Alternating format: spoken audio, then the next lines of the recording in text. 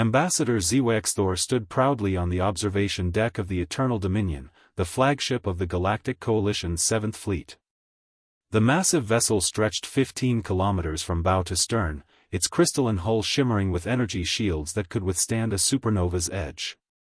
Around it, 300 sister ships maintained perfect formation, each one a masterpiece of engineering that had taken the Coalition 5 centuries to perfect. "Behold, humans," SpaceOper announced with ceremonial grandeur, his 4 arms sweeping toward the viewport. "The might of civilized space. Surely, your primitive species has never witnessed such magnificence." Captain Sarah Chen stood beside him, her weathered face betraying no emotion. She had commanded vessels for 20 years, from the Mars colonies to the Kuiper Belt, and she knew better than to reveal her hand too early. "Impressive," she said neutrally. "Your shields utilize quantum-locked photon matrices. Elegant design." SpaceOper's confidence faltered slightly. Most species cowered at their first glimpse of coalition power. The humans, however, had been taking notes.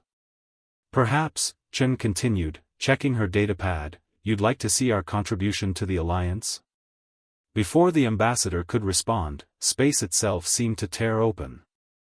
The humans had been hiding their fleet behind a cloaking field that made Coalition stealth technology look like a child's toy.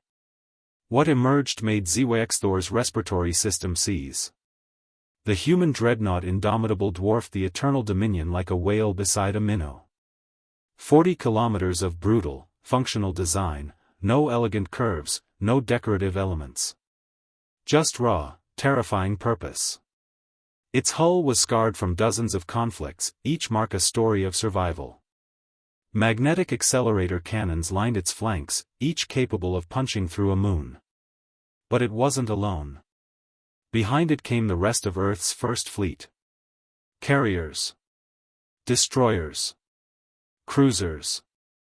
Each one built not in centuries of peacetime, but in decades of desperate warfare against themselves and their own solar system's hazards. Humanity had learned to build warships in the fires of world wars, cold wars, and the brutal colonization of hostile planets. "You see, Ambassador," Chen said softly, "we didn't develop our military technology because we wanted to impress anyone. We built it because we had to. Every ship out there was designed by a species that spent 10,000 years fighting itself."